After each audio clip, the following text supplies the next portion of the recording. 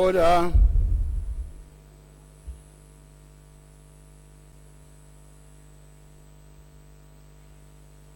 Section 140, subsection 1 of the Constitution of Zimbabwe provides that the President may at any time address either House of Parliament or a joint sitting of both houses. And Section 140, subsection 4, enjoins that at least once a year, the President must address a joint sitting of both houses of Parliament on the state of the nation, and the Speaker and the President of the Senate must take the necessary arrangements for the Parliament to receive such an address. Accordingly, I have to inform the House that at 2:00 p.m. today, His Excellency, the President of the Republic of Zimbabwe and Commander-in-Chief of the Defense Forces, Dr. Emmerson Mnangagwa, will deliver the State of the Nation address, which marks the official opening of the third session of the 10th Parliament. Business is accordingly suspended.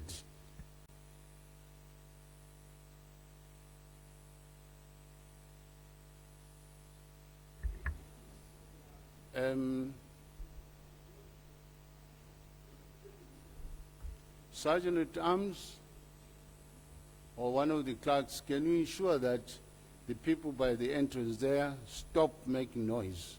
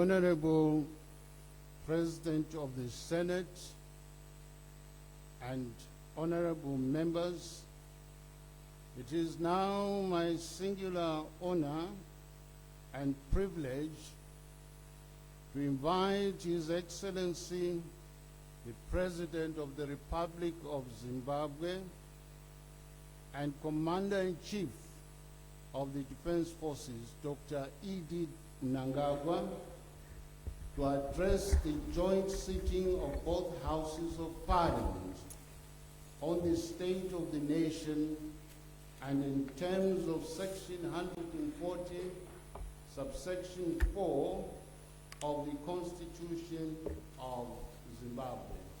Your Excellency.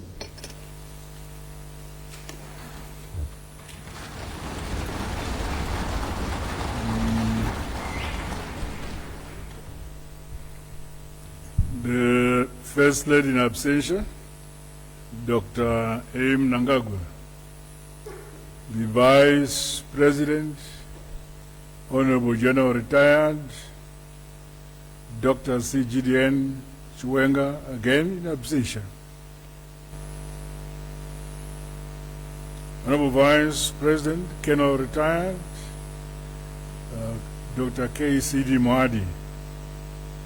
The Speaker of Parliament, Honorable Advocate J.F.N. Mdenda, President of the Senate,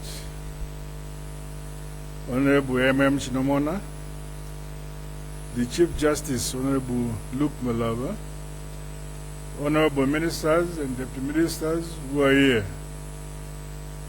the President of the Chiefs Council, Chief M. Kumalo, and other traditional leaders who are present. Honorable members of Parliament and the Senate, senior government officials, Commander Zimbabwe Defense Forces, General P.V. Swanda, service chiefs, fellow Zimbabweans at home and in the diaspora, ladies and gentlemen, comrades and friends, I'm once again singularly honored and privileged to address this august house, marking the third session of the 10th Parliament of the Republic of Zimbabwe. The official opening of the third session of the 10th Parliament comes in the work of the commemorations of the SADC Anti-Sanctions Day. The sanctions notwithstanding, I'm extremely grateful to all our citizens, including those in the diaspora, for contributing to the grand task of nation building in a peaceful and tranquil environment.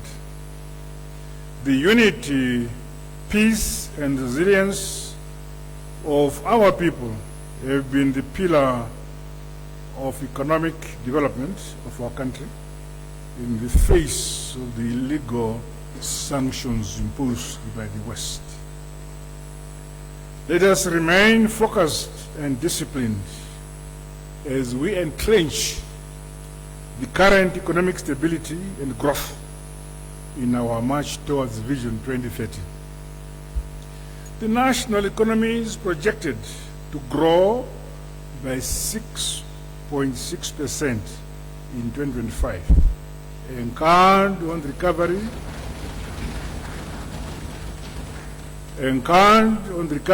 in the agricultural sector with record harvests of tobacco, maize, and wheat, among other crops.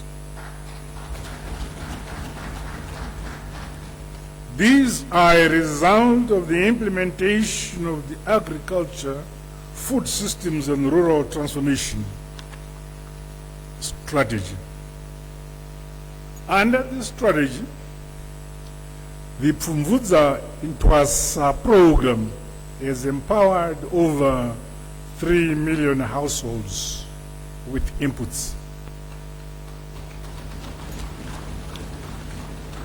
The livestock sector continues to grow, with the national head now at 5.7 million, while milk production has increased from 76.7 million liters in 2019 to 115 million liters in 2024. Again, congratulations to us, Zimbabwe. Through the Rural Development 8.0 initiative, boreholes that are being drilled and resuscitated by my administration are ensuring access to water for production, village business unity, and domestic use. The area under irrigation is expanded from 151,000 hectares in 2019 to now 221,000 hectares in 2024. We are well on course to reach our target of 496,000 hectares. These initiatives have gone a long way in our quest to build climate resilience, mitigation, and adaptation. Meanwhile, the modernization of the Grain Marketing Board is ongoing in line with new technologies, with the construction of 14 new artificial intelligence-driven silo sites, resulting in an additional 750,000 tons of storage capacity.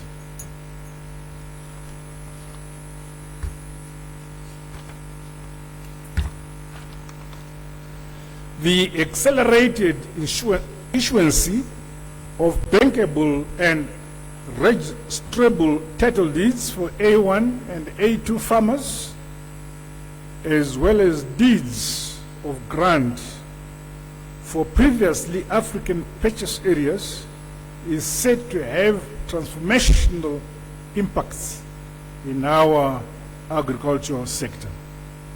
Mr. Speaker, sir, and Madam President, the mining sector has witnessed increased investments in gold, lithium, iron, and steel production.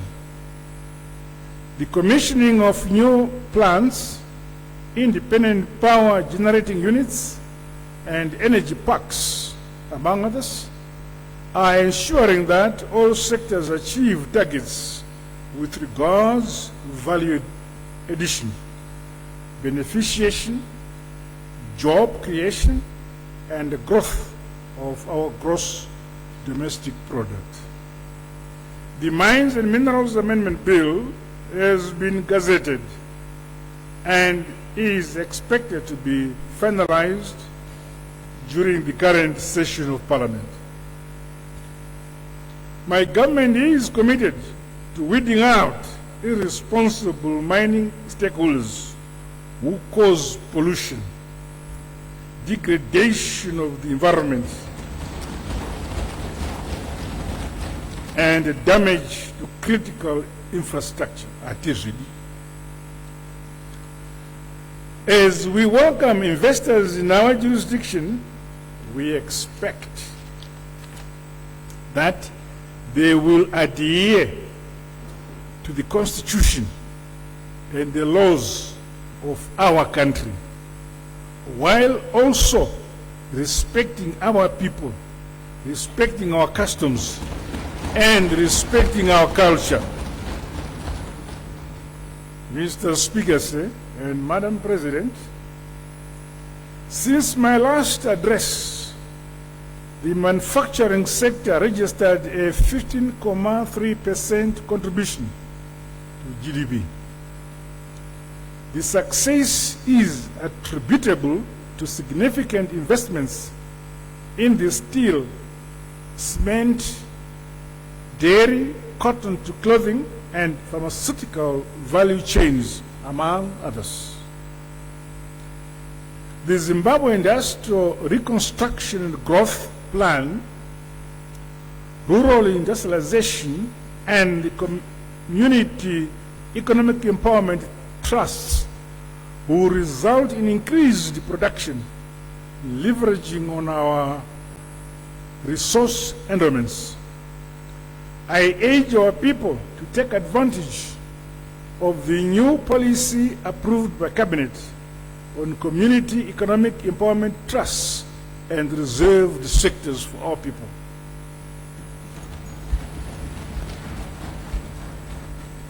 My government has reviewed licenses, permits, levies, and fees, as well as the multiple regulatory requirements across all sectors to enhance the country's ease of doing business. Reduction of costs and the competitiveness of the local industry. The respective statutory instruments and statutes will be accordingly amended. Tourism is emerging as a critical pillar in our nation's economic transformation. The sector's solid performance has received global recognition, with Zimbabwe being recently awarded the best must-visit destination in the world. An accolade by Forbes magazine. Accordingly, Parliament is hereby called upon to expedite the passage of the Tourism Amendment Bill in order to sufficiently support the sector's growth trajectory.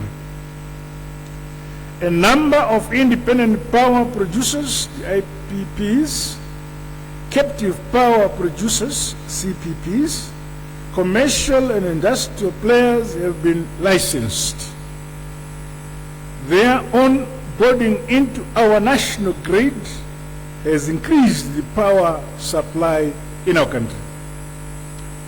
The rural electrification program, that is electrifying both public institutions and homesteads throughout the country, is improving energy access by our rural communities. No one and no place will be left behind. Meanwhile, the country continues to enjoy adequate fuel supplies, benefiting from upgrading of the pipeline capacity to 3 billion liters per month. Per annum, sorry. Pipeline capacity will be further upgraded to handle 5 billion liters per annum. Mr. Speaker, sir, and Madam President, infrastructure upgrading and development projects are steadily progressing through innovative funding models by Treasury, private sector financing, as well as support from development partners. Completion, rehabilitation, and upgrading of the Harare-Chirundu Road, Christmas Pass, Bulawayo Victoria Falls Road, Chirundu Border Post, and the Forbes Border Post remain top priority. The construction of other road infrastructure, such as interchanges at strategic points in our cities, are on the cards, with the Trabablas,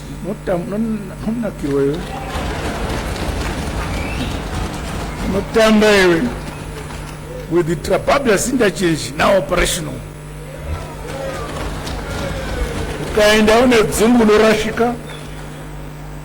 Notable progress has been registered in implementing the Zimbabwe Integrated Transport Information managing system project, which includes automating services at the Vehicle Inspectorate Department, Central Vehicle Registry, and Road Motor Transportation.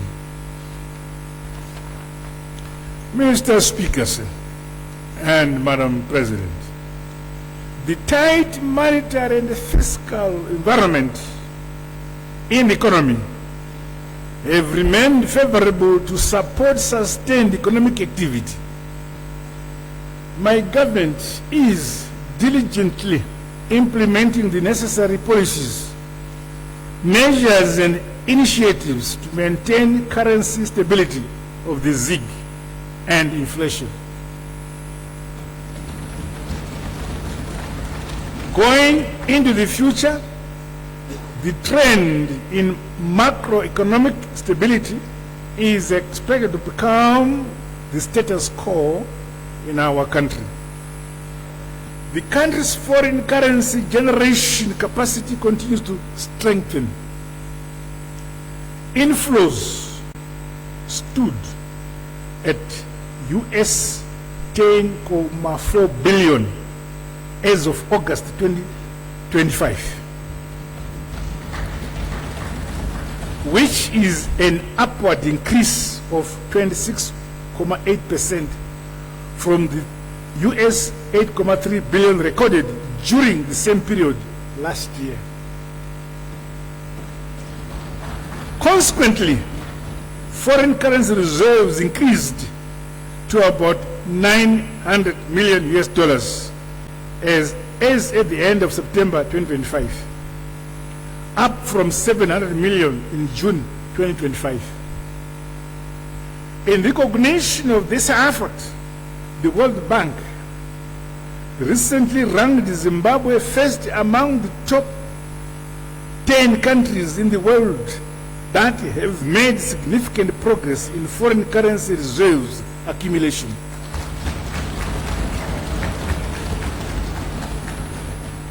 Atina influence ne World Bank wakangozviona voga.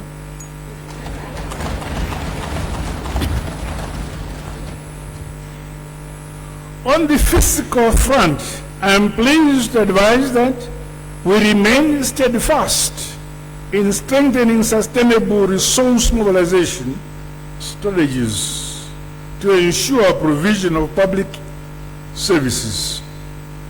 Enhanced fiscal capacity has allowed the government to extend social benefits to vulnerable groups under social protection programs, including the Food Deficit Mitigation Program, the Basic Education Assistance Module, and the Vulnerable Agriculture Input Scheme. These interventions reflect our unwavering commitment to building a comprehensive and resilient social protection system that safeguards women, children, persons with disabilities, and the elderly, among others.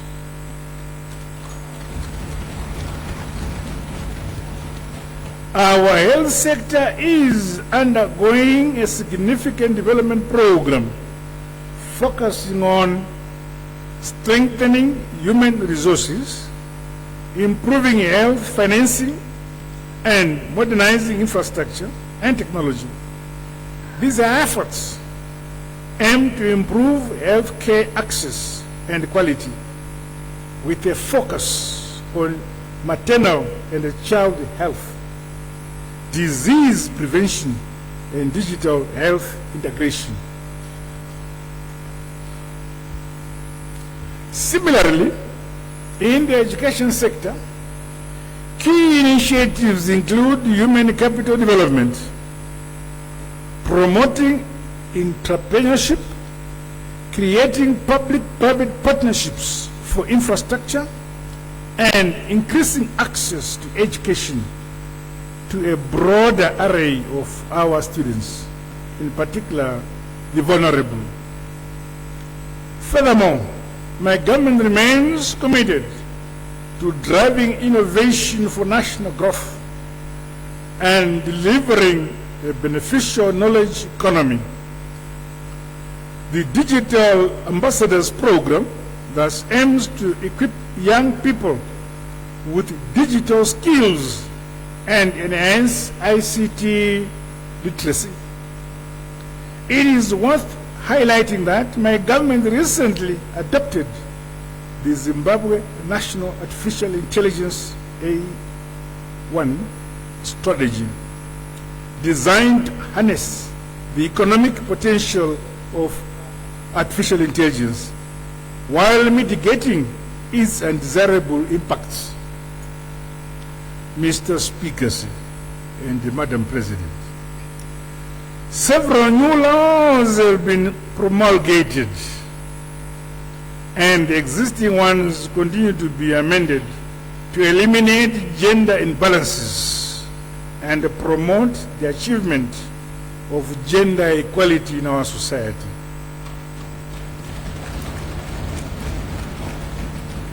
This should see increased participation of women across value chains.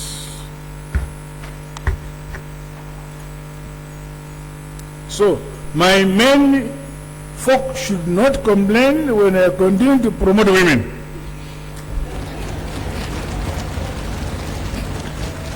The launch of the National Youth Empowerment Strategy 2026 to 2030 is transformative towards harnessing the potential of our young people in national development.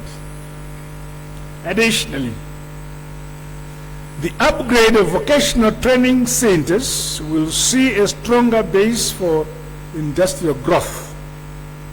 This will improve quality, relevance, and inclusivity of the vocational skills training programs.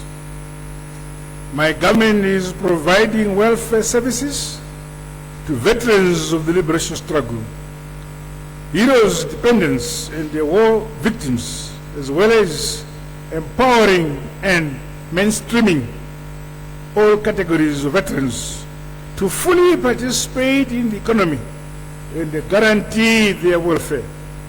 In that regard, Presidential War Veterans Empowerment Revolving Fund, the Presidential War Veterans Empowerment Program, and the Presidential Empowerment Scheme for Children of Veterans of the Liberation Struggle were launched.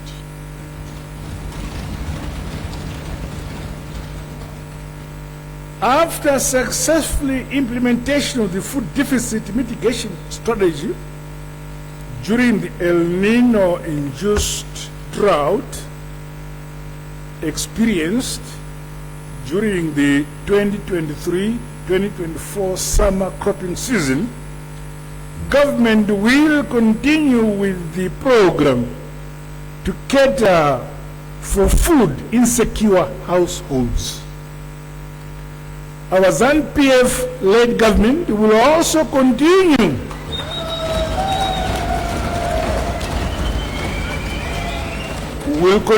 with harmonized social cash transfers to increase the purchasing power of vulnerable groups. Regrettably, the scourge of drug and substance abuse remains a major concern to all communities in our beloved motherland, Zimbabwe. Comprehensive and all-encompassing strategies are being implemented by all stakeholders in our country to mitigate the negative impact of this menace. We commend the coming on board of more civic society organizations, including the Angel of Hope Foundation and the private sector in the fight against drug and substance abuse. My dear Mr. Speaker and Madam President, government has made strides in upgrading the media landscape through modernization of the Zimbabwe Broadcasting Corporation's Montrose studio in Bulawayo. Additionally, the ZBC's Luzivo Radio, which is a new education channel, was established in order to bridge educational content directly to learners across the country.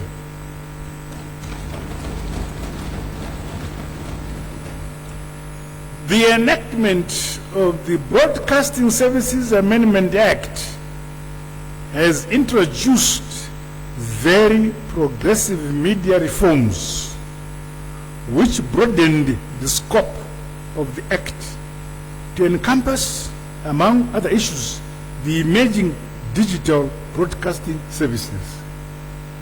I'm pleased to highlight that substantial progress has been recorded in the implementation of the local government blueprint, and the court call to action, no compromise to self-delivery, end of quote.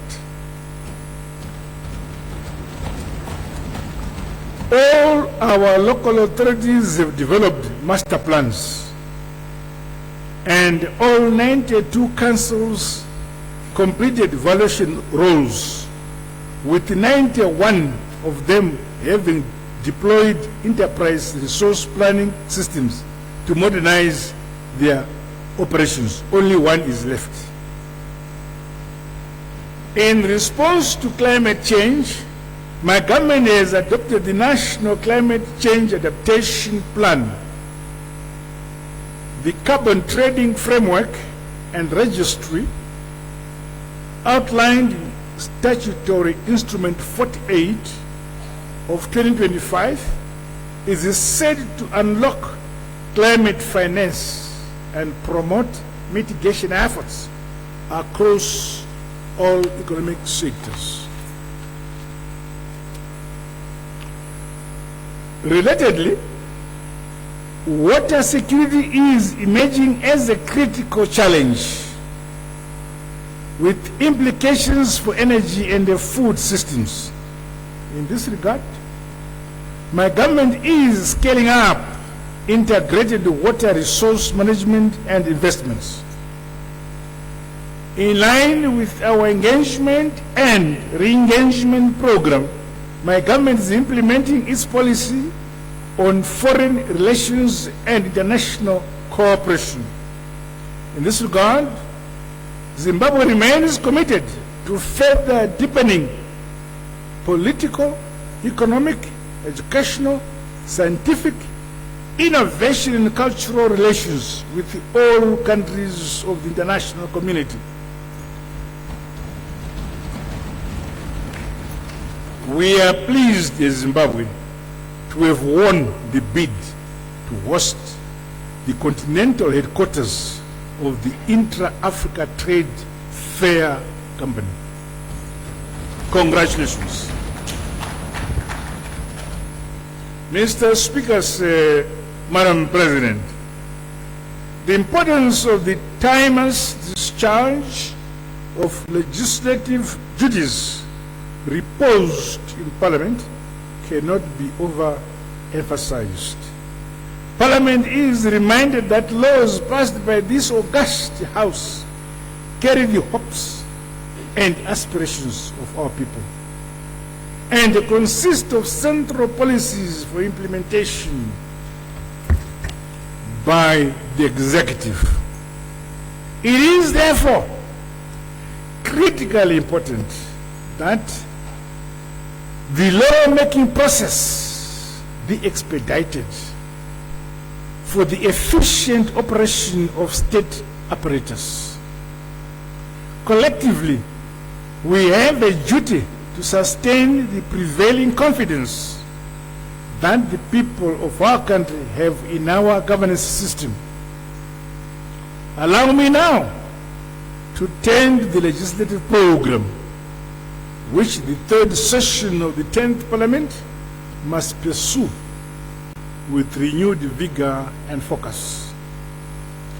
The outstanding bills from the first and second sessions that represented the Parliament must be concluded. These include the following: Occupational Safety and Health Bill, the Public Service Amendment Bill, the State Service Pension Bill, the Pipelines Amendment Bill, Persons with Disability Bill, Public Procurement and Disposal of Public Assets Bill, the Mines and Minerals Amendment Bill, Insurance and Pensions Amendment Bill, and Zimbabwe School Examinations Council Bill. Please process them. Regrettably,